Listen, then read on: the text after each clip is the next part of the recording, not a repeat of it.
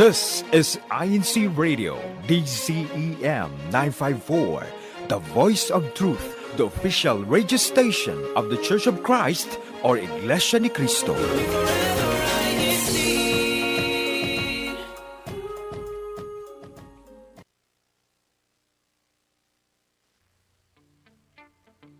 Ready? Focus. Lock in. Buckle down. From the Great Lakes to all corners of the globe, let your passions shine with purpose in your zone.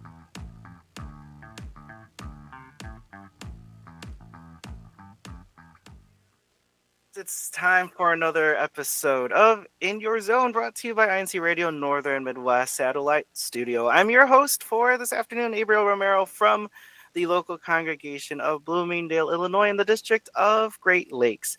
Again, we're so glad to have you with us for another broadcast wherein we get to talk with brethren throughout the district of Great Lakes and learn more about their hobbies, their interests, and their passions. And so before we get into our topic for today and learn who our guest is, which you might have seen in our thumbnail, please make sure to leave your comments, your thoughts, and your shout outs to whoever you want, and we'll try our best to get through them throughout our broadcast for today. And so without further ado, we're going to remind each and every one of you to focus.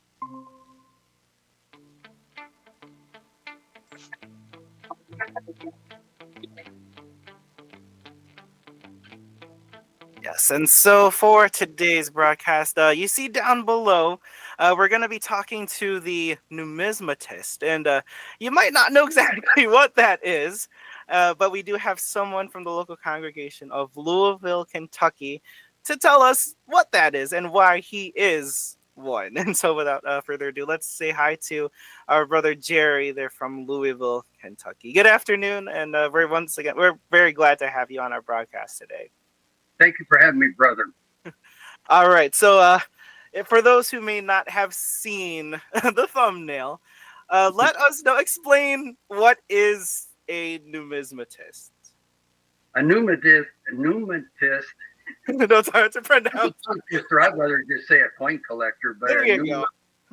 Is a coin collector or a person that deals in collecting coinage, also bills. Okay, so any type of currency, you could basically say. Right. So how did you, because at least for me, I forgot to bring it. I should have brought it. But on my trip last year, I was in Korea and the Philippines, and I also stopped at the Hong Kong airport. And one thing I made sure to do before I left was to get currency from there. So I have in a jar currency from the Philippines, from Korea, and from Hong Kong. But how did you begin your journey of coin collecting? Was it in a similar way where like you traveled to different places and that was kind of like your souvenir, or how did that begin? Actually, I started back when I was just a child.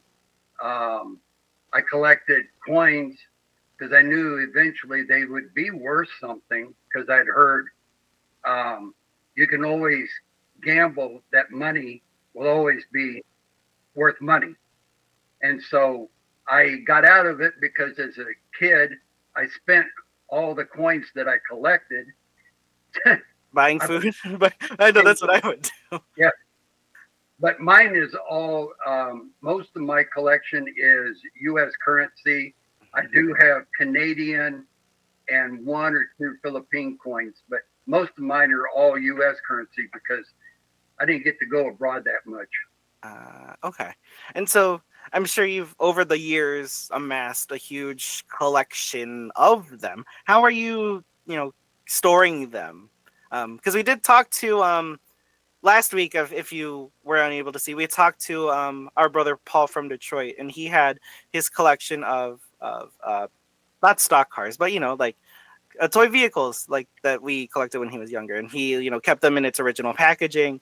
But with coins, it's a little different. How do you store your currency that you've found over Um, the years? Most of my currency is once I've looked it up and it's of any value, I put them in a cellophane cardboard container. You can see that in the thumbnail of the picture of me with my small collection. Small collection, huh? I believe you have like binders full. I know we saw one, or I was able to see one before our broadcast, but how many binders, if you're able to figure out how I many? have, I have a total of 5 3-ring binders, and Mhm. they're an inch thick, and a Ooh. couple of them are over exceeding the limit of the binder. So, yeah, five five binders, but I'm extending it. I'm going to have to enlarge to 6 binders shortly. I know the feeling of pushing those binders to the limit wherein the binding doesn't do its job anymore. But now when we at least when you were originally collecting those currencies at first, you started with your US currency, right?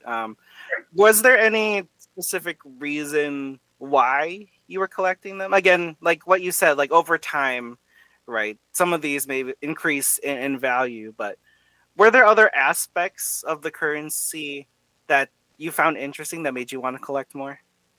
Not really.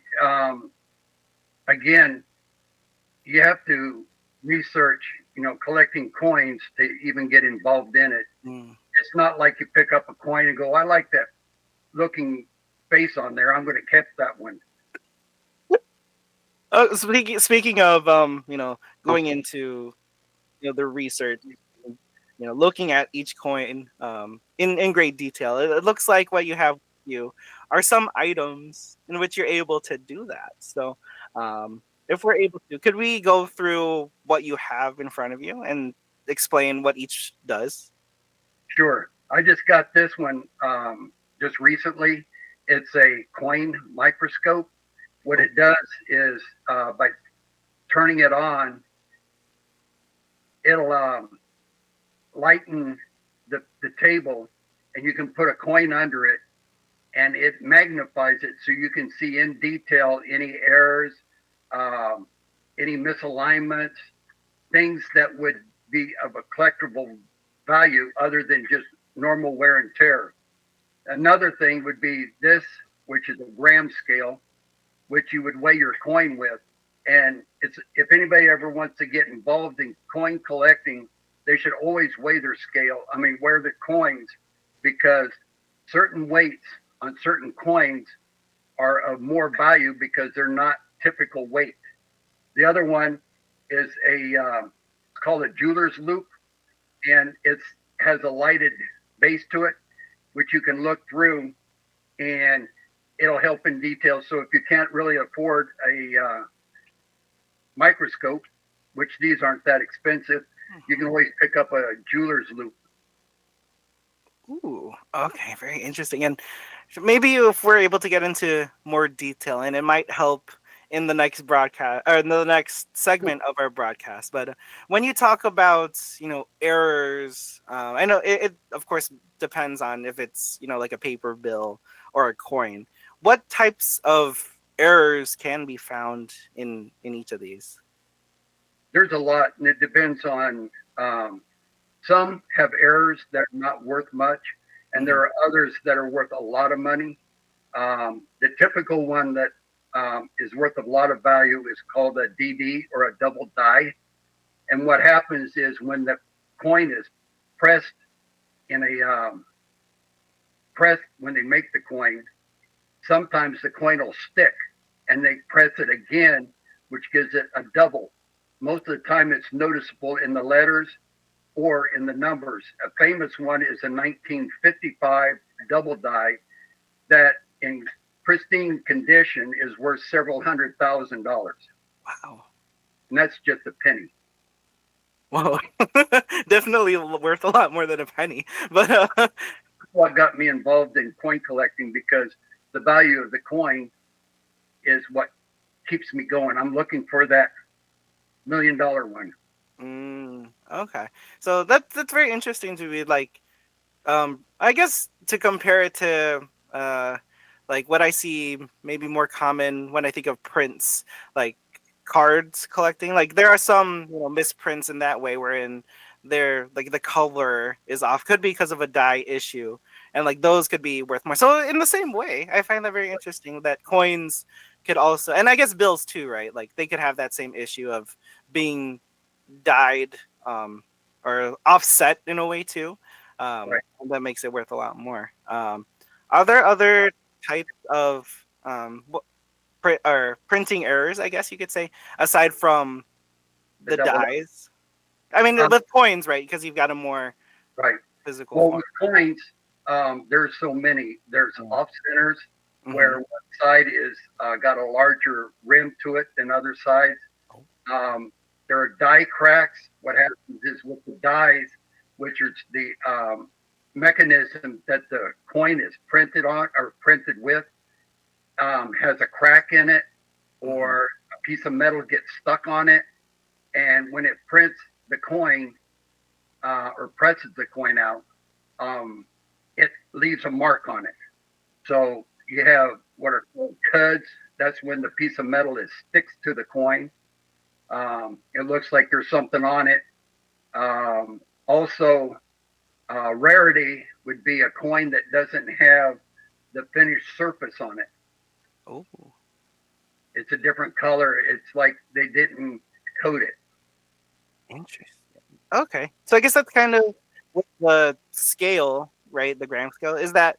I guess you could kind of tell if there's like a layer, maybe a layering issue or like a coating issue, right? Because I assume it'd weigh a little bit different or probably heavier if like it wasn't coated correctly. If that's No, actually, the gram scale is more like the weight of the coin itself. okay. The coinage of 1982 and back weighed 3.1 on an average because it was mostly copper. After Right. 1982, it went to a more zinc composition, which is a 2.5 weight. So if you found let's say a 1999 penny, mainly I deal with pennies, but because of the weight scale, Yeah. and it weighed 3.5, you'd have a penny worth a lot of money because it should weigh 2.5. Okay. So it's all like, well, not quite alloy, but like compositional, differences. That's very cool. The scientist in me is like getting interested about all of that. So that's awesome to hear about all There that. is one. There is one other thing. Is in 1943 during the war effort, pennies were made out of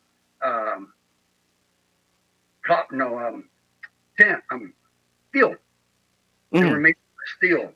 So if you have 1943 pennies that are copper, they're worth a lot of money because it's an error. It was misprinted. And if you have a 1944, that's a steel penny, it's worth a lot of money. Oh, So the weight also involves that. nice. Oh, okay. Now, like all of this information, I'm like, I think I might be ready to put my skills to the test. We'll see.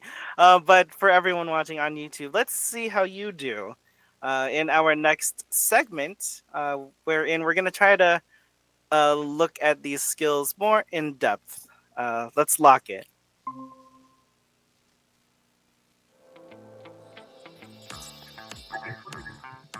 Okay.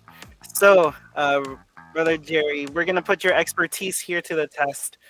And let's see. We're going to show everyone on YouTube a couple of examples of some coins and currency that Brother Jerry has provided. And we're going to see if we can spot what makes that unique or special. So, our first one, if you want to give us a little history behind it, is this nickel that we've got right here. Well, right away, I guess my immediate guess. I don't see a mouth on. I believe that's. Oh, I'm gonna get my presidents wrong. I believe that's Jefferson on the nickel. So Sure. I don't see a mouth for one.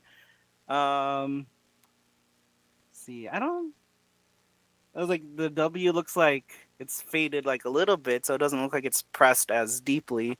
But that's what I immediately see. I'm gonna see if anyone uh in our YouTube live chat has any. Um, your wife sister Zenny says she knows the answer. We're not gonna ask her to let us know what it is. Let's see if anyone else has any guesses as to what makes this. Sister Joanna is asking what year the nickel is. It looks like it's a 96. If I'm 1996. Yes. Okay, so it's somewhat new of a nickel, 1996. Um, okay, let's see if we have any more guesses. But if not, if you want to get into the history and then tell us why this one is very special, Brother Jerry. Well, you're correct to an extent. Okay. Jefferson doesn't have a mouth, and also the "we" in God we trust is extremely light. Yeah. Also, it's just a little off center, but that doesn't make it. It's the actually his mouth is missing.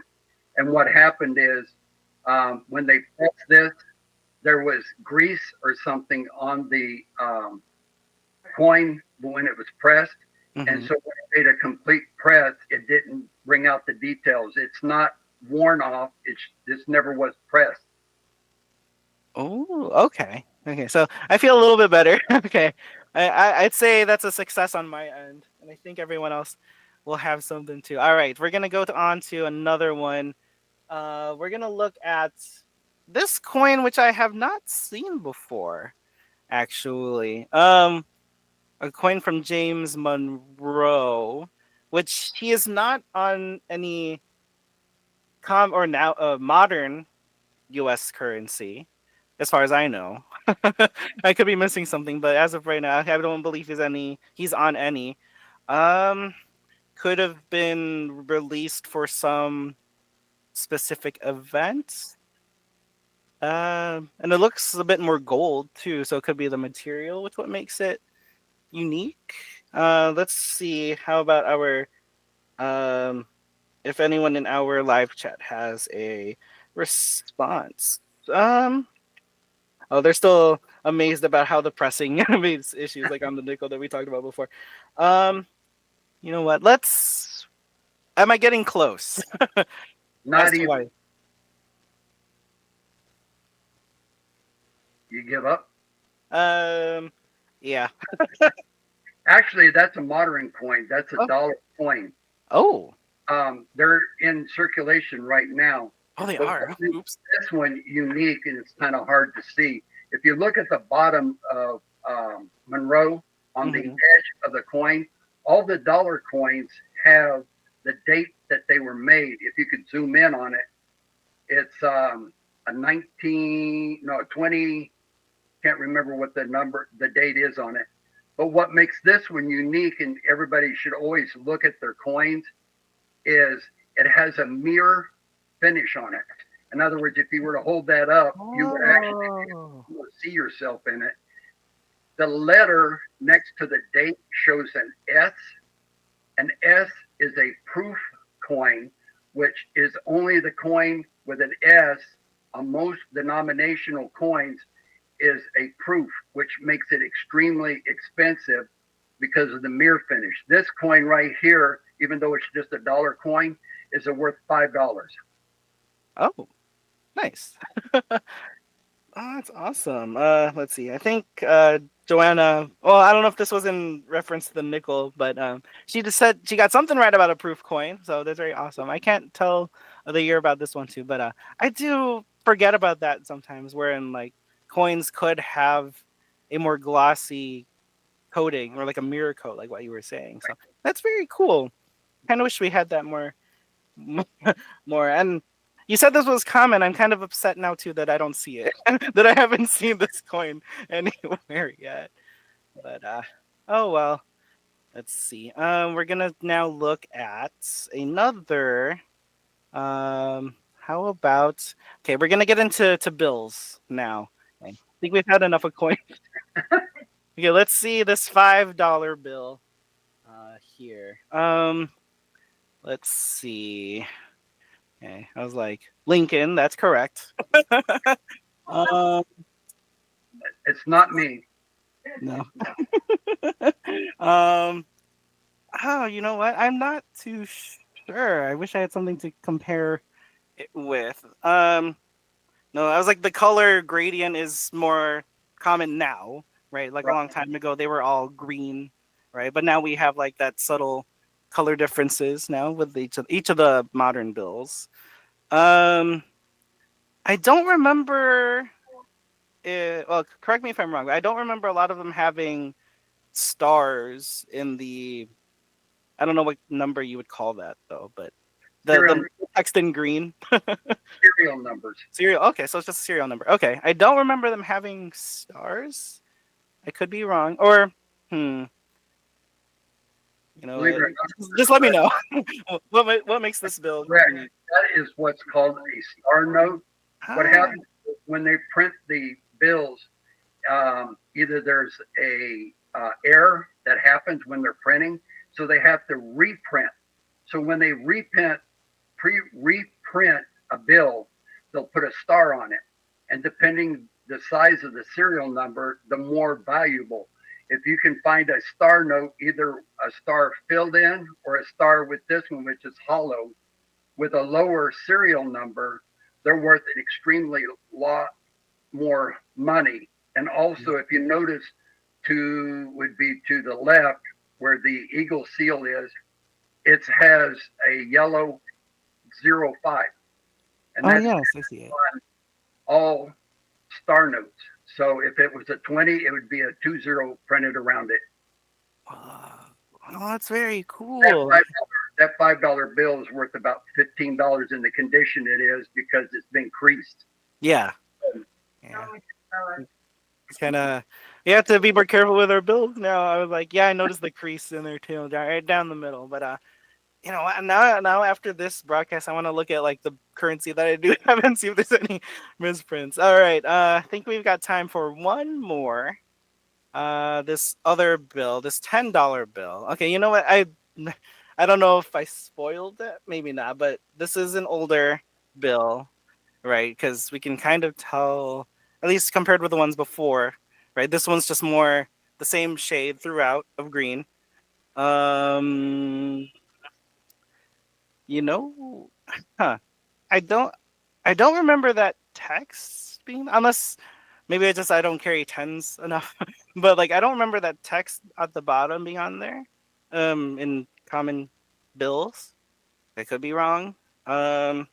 Let's see. Oh, well, before we get into the answer, I just want to read what I know she's there, but your wife, sister Zenny, she mentioned that $5 is hers, so you owe her some more money. But uh, with this bill, no, I can't tell. I mean, I see the creases too, so it's probably not as much, not worth as much as it could be. Um, no, I'm not sure. What makes this one so special, Brother Jerry? Again, what comes into play in any bills is if you have a good, able to look in detail. If you look below Washington, D.C., Yeah. next, you'll see the date of the bill. Okay. What's the date on that? Uh. Oh, okay. It was a series of, was it something in the 1930s, if I'm not mistaken? If do I see that right? Let's see if I wonder if we can zoom in there a little bit more.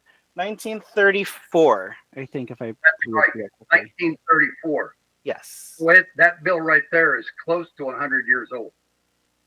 Ah, okay. That bill right there, and the condition is in, if it was, again, without the creases and in a little better shape, would be a lot more. But in that value right there, it's worth $45. Wow. Okay. Well, that's interesting. Yeah. I mean, I should have realized that because of the age, but nice. Good to know. Let's see if anyone else noted that. No. Very interesting. I do want to read a comment though from Lucy Ancheta. Very interesting. First time hearing about coins and currency and its uniqueness. So thank you for sharing all of that with us. Now, I'm sure I think it's going to make all of us want to inspect our currencies a little bit more closely. to see if maybe we have something special with us. So again, thank you for joining us on our broadcast and sharing your passion and your interest in coin collecting. But we're not quite done learning about collections like what we've gone over the past couple of weeks quite yet. We've got one more lesson from the CSD, Christian Society for the Deaf, and they're going to teach us a new word to sign. So let's learn along with them.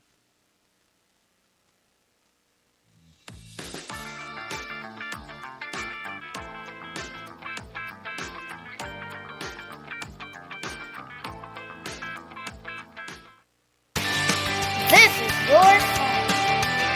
Hello, brothers and sisters. My name is Sister Sophia, and I'm the Secretary for the Christian Society for the Deaf in the District of Great Lakes. And for today's Sign of the Week, I'm going to teach you how to sign the word collect. Now, to sign the word collect, all we need is with our non-dominant hand, we're going to lay it out flat and in front of us, just like this. And with your dominant hand, you're going to make the letter C, just like this, but then you're going to also turn it sideways, just like this. And now for the next part, all you will need to do is bring your dominant hand over to your non-dominant, and as you're doing that, you're going to close your hand into a fist. So just like this. We're doing it one more time. And that's how you sign the word collect. Thank you for joining us in today's Sign of the Week, and we hope to see you more in future activities. This is your home. Yes, thank you again to Sister Sophia, also from Louisville, actually, for this Sign of the Week. Again, collection or collecting, right? So, I'm sure I'm going to be learning this too. So thank you again for sharing with us, Brother Jerry, and to everyone in Louisville for their contributions to our broadcast this week. And for everyone else watching in the District of Great Lakes, again, if you know of someone who has an interesting hobby or passion or even career, and you want them to let us know more about it, please let us know who they are. We'd love to get to know them and their passions and hobbies and highlight them on our future broadcasts of In Your Zone. We thank everyone who's tuned into our broadcast from wherever they are. We love all the support that you've been giving to each and every one of us. We would like to give our special thanks for our broadcast today, of course, to our district ministers, Brother Art Agag, our assistant district minister, and Brother Elmer Sarmiento, who is our district minister. Very special thanks again to Brother Wally Taray, who is our INC radio station manager, Brother Angelo Aranio V. Manalo, our deputy executive minister, and of course, Brother Eduardo V. Manalo, our executive minister. In our district also, before I forget, we want to give our anniversary greetings. The local congregation of Detroit had theirs on November 2nd. And today, actually, a happy anniversary to the local congregation of Chicago, the oldest one in our district, celebrating today 53 years. Happy anniversary again to the local congregation of Chicago. And last but not least, in November, local congregation of Grand Rapids is celebrating 15 near the end of the month on November 22nd. Again, thank you so much for joining us on our broadcast today of In Your Zone. Please make sure to share this broadcast to anyone who wants to become coin collectors or anyone just interested in this hobby and wants to learn more all about it. We will see you once again in the next broadcast of In Your Zone. And please don't forget that In Your Zone is where you shine the brightest. Thank you so much for joining us once again. Have a good afternoon, morning, evening, wherever you are. Take care and stay safe. Bye, everyone.